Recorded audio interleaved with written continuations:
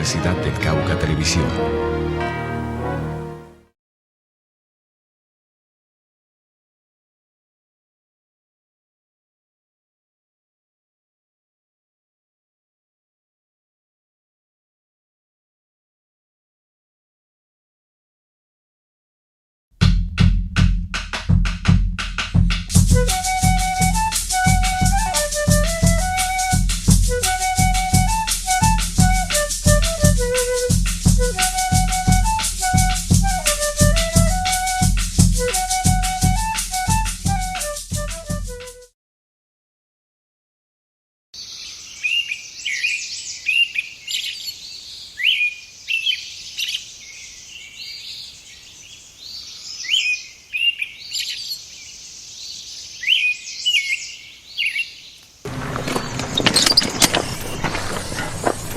La hacienda, ¿no? La casa colonial, que era lo que me venías diciendo en el carro de la hacienda, sí, que tenía dos dimensiones.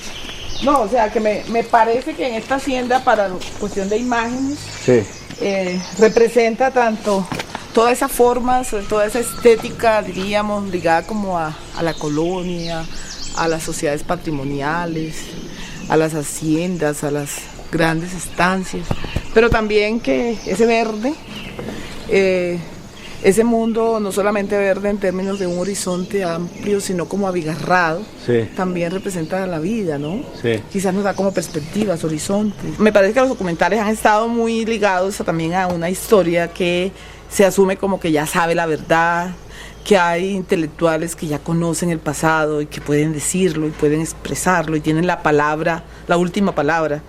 Y yo creo, pues pienso que nuestra actitud no es esa, ¿no? Sino es una actitud más de búsqueda, es una actitud más de como del arqueólogo, la arqueóloga que está excavando y que encuentra algunos vestigios, algunos síntomas, y que a partir de esos síntomas está también como tratando de construir sentidos.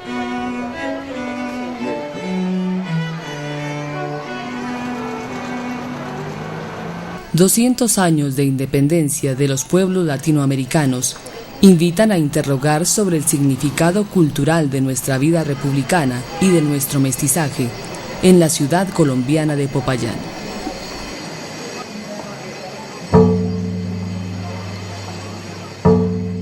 En los albores del siglo XIX era una ciudad mestiza con 8.000 habitantes. El 84% de su población estaba integrado por gente del común, frente a los blancos originarios de la península. Y la herencia colonial continuó realizando su tejido a través de costumbres con 3 siglos de tradición, a pesar de la Revolución Republicana. Las mujeres conformaban el 60% de la población, y por ello es comprensible que en la mitad de los hogares de la ciudad ellas dirigieran la familia, especialmente en los sectores mestizos.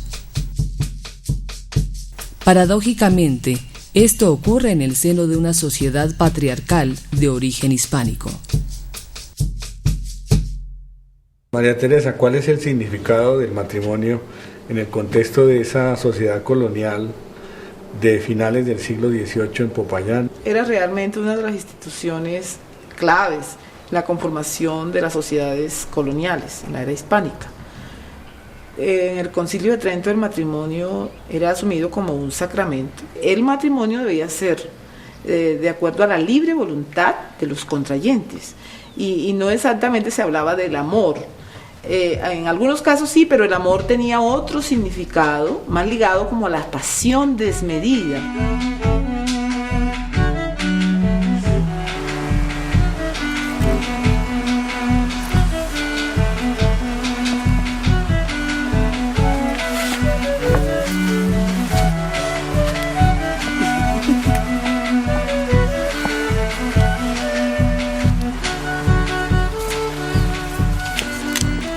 En 1786, María Manuela Betancourt y Lucas Sánchez de la Flor, quienes sostenían un apasionado romance, hicieron su petición de matrimonio ante don Jerónimo Alvear, vicario de la ciudad.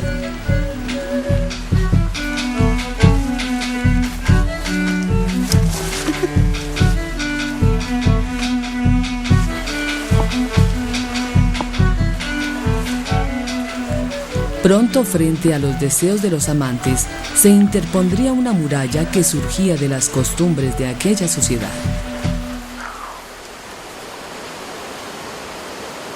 El matrimonio era entonces, convertía a quienes lo realizaban en las parejas reconocidas, honorables, legítimas, y todo lo que estuviera por fuera del matrimonio se consideraba desde esa representación dominante como lo ilegítimo.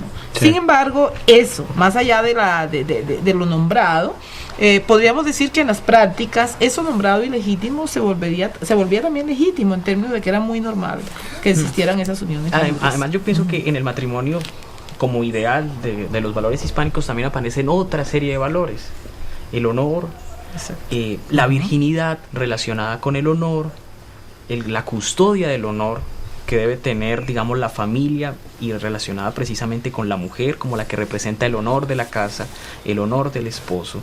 Y en ese sentido, el matrimonio podríamos verlo como un abanico de valores que nos permite encontrar a esa sociedad colonial que ha representado al matrimonio como el vértice, digamos, o el vínculo de toda una amalgama de ideales, de valores de una sociedad. Ese marco institucional que ustedes están caracterizando encuentra una expresión conflictiva en la relación que tienen Lucas y Manuela. Por ejemplo, el tema del honor, por ejemplo, el tema de si son iguales para casarse, y también la norma que rige esas relaciones.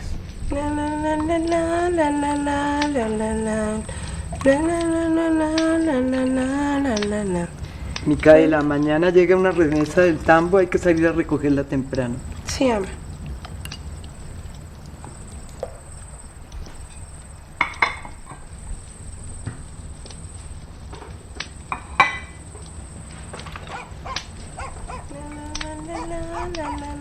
Con vuestra madre estamos muy preocupados. Negra, cállate. Con vuestra madre estamos muy preocupados por la decisión que has tomado ante don Jerónimo Alvear, nuestro vicario. Padre, ¿y qué es lo que les preocupa tanto? Tú lo sabrás mejor que yo. La condición de esa mujer no está a la altura de nuestro linaje.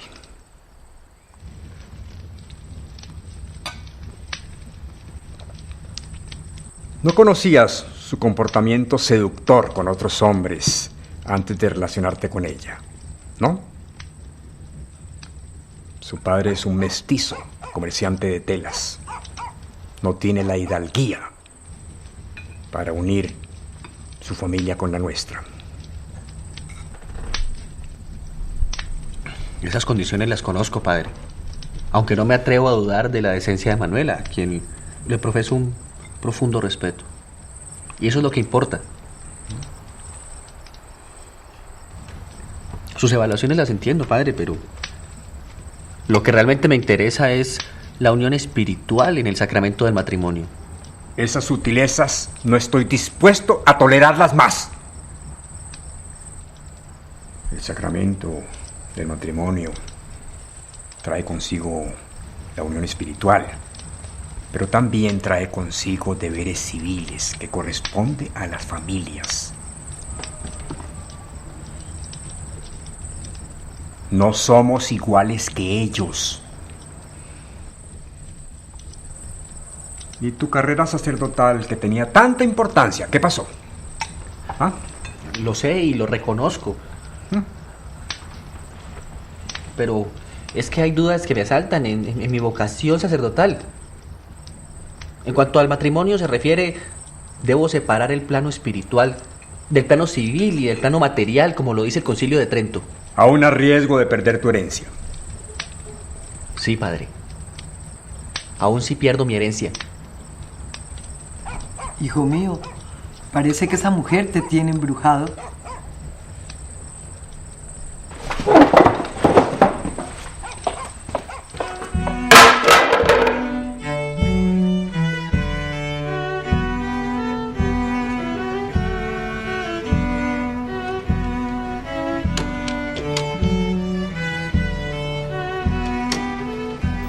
La negativa de Joaquín Sánchez de la Flor para autorizar el matrimonio de su hijo motivó que el joven, mostrando su singular rebeldía, se alejara de su padre para refugiarse en algunos conventos de la ciudad, como el Colegio de Misiones y el de Agonizantes.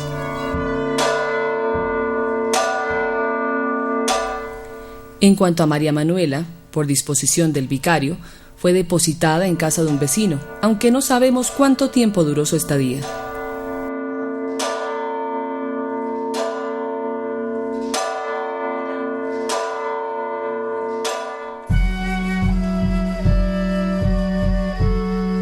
Las instituciones coloniales podían imponer, bajo la influencia de los padres de familia, restricciones sobre los intereses y deseos de sus hijos.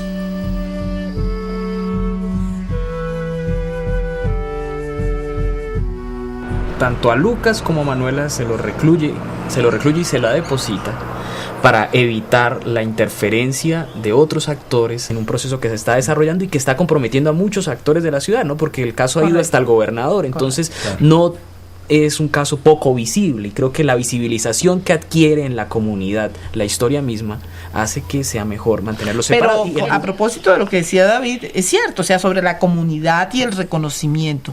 Miren, el caso de los depósitos siempre se hacía en casas honorables, en casas de vecinos, en casas que pudieran también dar un testimonio, como ustedes lo ven. Públicas y notoriamente honorables. Exactamente. Entonces, mira que ahí implica cómo la verdad, ese sentido de verdad no es construido solamente desde la argumentación de alguien, sino quizás una verdad moral reconocida por el uno y el otro y es puesta en común. Entonces los interlocutores para hablar de esa verdad son aquellos vecinos reconocidos que pueden dar cuenta también del comportamiento de una hija de familia que en ese momento está en conflicto. Una mezcla de tedio y desesperanza embargaban a María Manuela, esperando noticias de Lucas.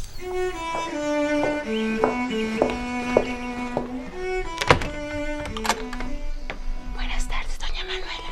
Aquí le tengo una misiva que le manda el señor Lucas. Lucas. Gracias.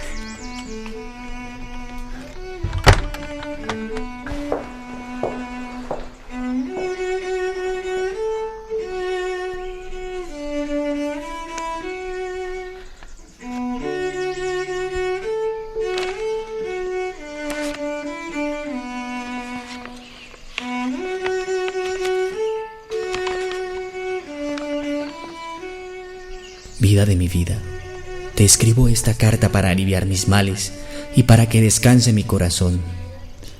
En esta cárcel disimulada pienso volverme loco, pues me contemplo y solamente el único remedio que hallo es el veneno que más me mata, que es estar únicamente pensándote.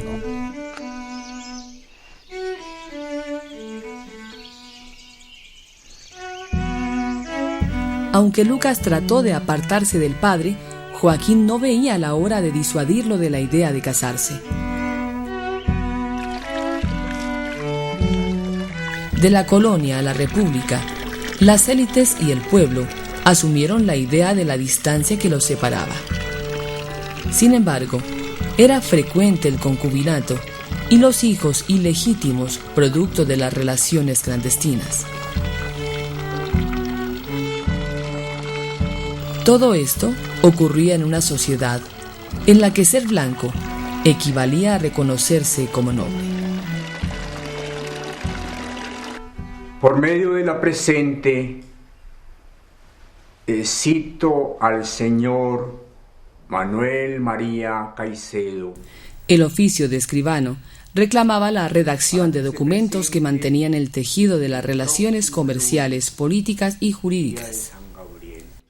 Como escribano, Joaquín se instala en lo más encumbrado de aquella sociedad, aun si él mismo no tiene grandes ingresos monetarios. Aquel oficio reafirmaba las jerarquías, destacando la valoración hispánica del letrado. Frente a otras labores menos reconocidas, como la de comerciante, oficio que desempeñó Juan Ignacio Betancourt, padre de María Manuela. Buenos días. Buenos días, patrón. Ya le mandé los canastos. Bueno, patrón. Con un maíz. No, pasa por aquí. Como mestizo próspero, Ignacio tenía 3 casas, un tejar, haciendas ganaderas y un comercio de telas. Riqueza que podría ayudarle a buscar un provechoso enlace de su hija para ascender en aquella sociedad. No olvide de limpiar ya la huerta para sembrar el maíz. Bueno. ¡Rápido, rápido!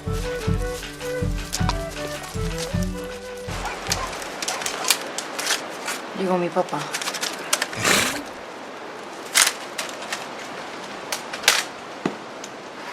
Mija, ese viejo Joaquín se salió con la suya. Ofendió a la familia y yo creo que no hay matrimonio. Pero esta afrenta la vamos a responder. Eso no puede ser posible, padre. Lucas es un hombre correcto y yo creo en su amor. Desengáñate, hija. Ese Lucas es impredecible y se deja influenciar por la familia. Eso no es verdad. Pero tranquila, hija, que ya hablé con el abogado Cortés de Mena. Y él me dice que si Lucas no responde por su palabra, aunque sea vamos a responder por la dote.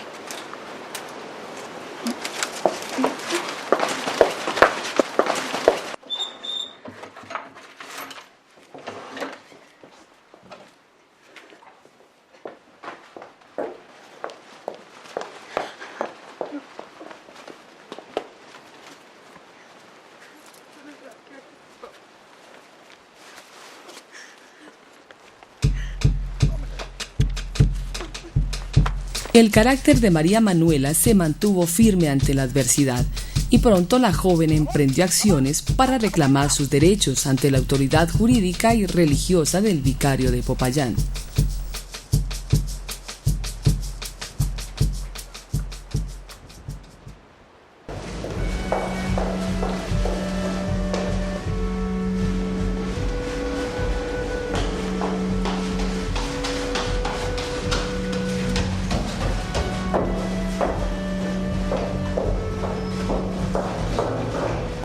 Señor vicario, me dijeron que usted había recibido una carta del señor Lucas de la Flor renunciando a casarse conmigo. Sí, efectivamente se recibió.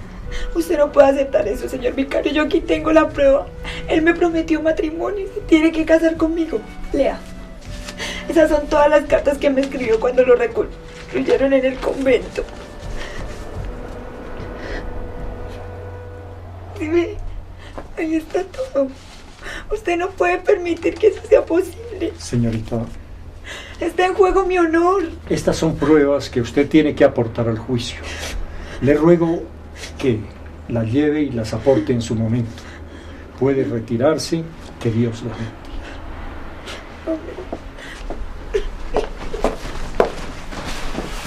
Manuela es la mujer de mi vida y que no quiero ninguna otra.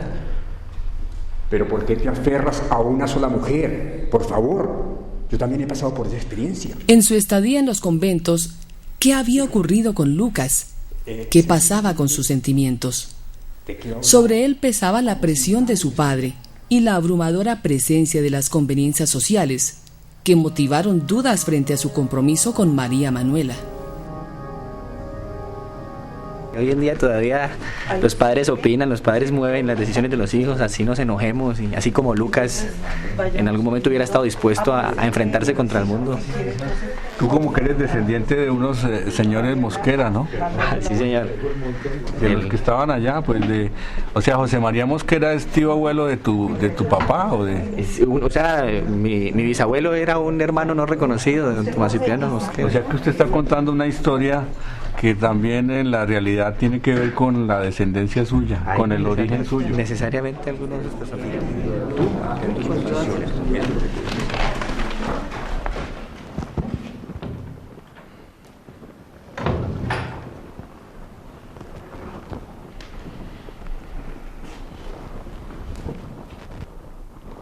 In nomine Patri et Filii et Spiritus Sancti.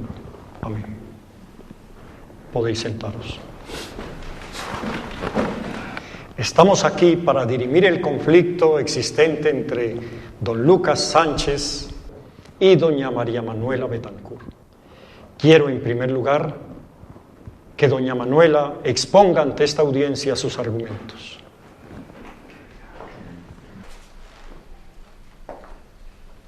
Agradezco a su señoría la oportunidad que me ofrece para afirmar ante este sagrado tribunal los derechos que me asisten. Mi nombre es doña María Manuela Betancourt. Estando en mi condición de doncella, el señor don Lucas Sánchez de la Flor me requirió en amores. Luego dio su palabra de casamiento. Él, que es una persona mayor y que tiene instrucción ejemplar, debe responder por ese compromiso que contrajo conmigo, como me lo ha manifestado en esquelas. Ahora voy a leer una que hace un tiempo corto reflejaba su pensamiento. Mamita, no pongas duda que soy tu esposo y sos mi mujer. Vive segura de mi promesa, no te aflijas por nada.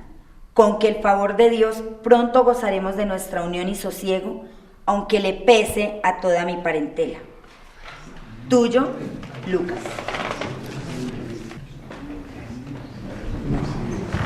Le concedo la palabra a don Lucas Sánchez de la Flor para que exponga los argumentos que tenga a su favor.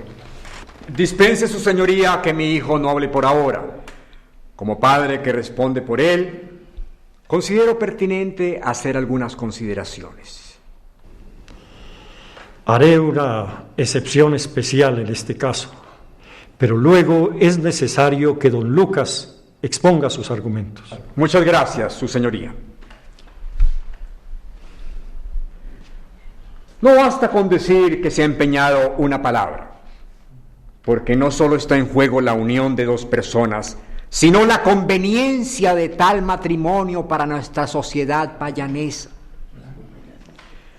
No es consecuente con el talante de María Manuela la exigencia que hace a mi hijo, porque ella, en otra ocasión, quizás afanada por la necesidad de tener un esposo, comprometió su palabra con el señor Francisco Escobar, como se puede demostrar por el testimonio de la hermana María Clara Sandoval, presente aquí como que testigo.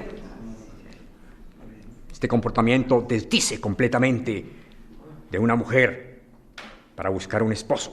Por esto, considero que mi hijo no se debe casar con la hija de un comerciante. Ruego a la concurrencia abstenerse de hacer comentarios o me veré en la penosa necesidad de despacharlos.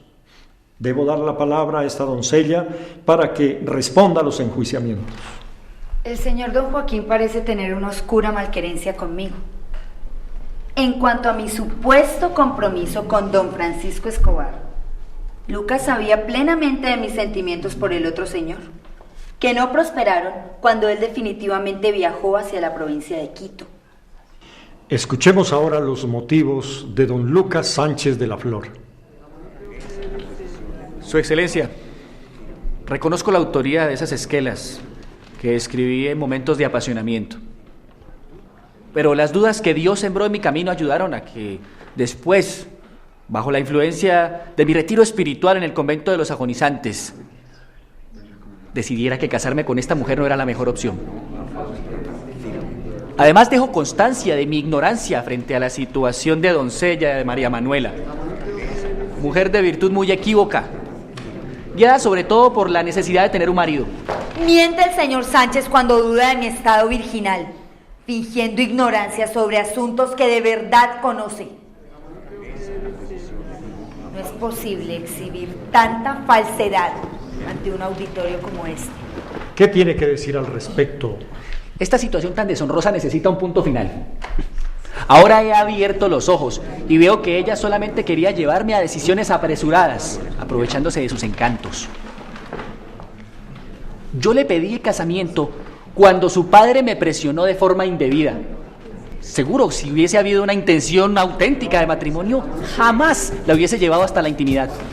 Eso sí no le Padre, venga. ¡Silencio! Ordeno desalojo la sala. ¡Haced orden!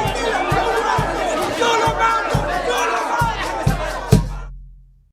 Cuídate mucho, reina. Te quiero mucho, niña.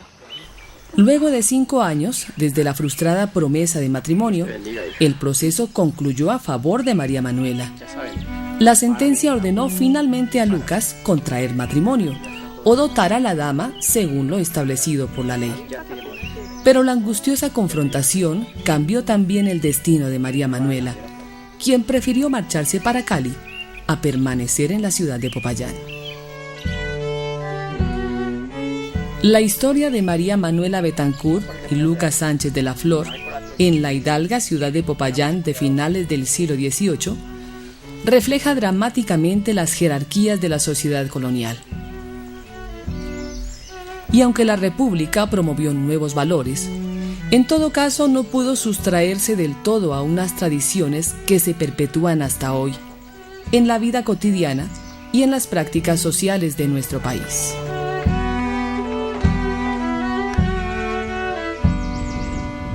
Señor gobernador Tacón. Con el tiempo, Lucas se convirtió en escribano, como su padre, y reaparece, según los archivos, en plena época de la independencia, apoyando el bando de los realistas. Pero esa es otra historia. La muerte del padre. Quizás un cuadro como la apoteosis de Popayán de Efraín Martínez, que muestra esa sociedad idealizada y en armonía, en todo caso podría también estar denotando esas relaciones jerárquicas, y es muy curioso que es un cuadro que es hecho a mediados del siglo XX. Sí, Popayán parece encontrar en esa memoria como un relanzamiento de esa creencia fundamental de ser una ciudad hidalga, de ser una ciudad heroica, de una ciudad que le sirvió a la patria, y que todas esas relaciones que parecen ahí como naturales están legitimando lo que precisamente las tensiones siempre estaban llamando la atención en la necesidad de romper, cuando la historia, y precisamente allí sí es el rol nuestro como historiadores, mirar la relación que hay entre esas representaciones a veces tan afianzadas, tan naturalizadas, y la vida y las tensiones que continuamente están impugnando esos valores hegemónicos, tradicionales, que se vuelven como naturales.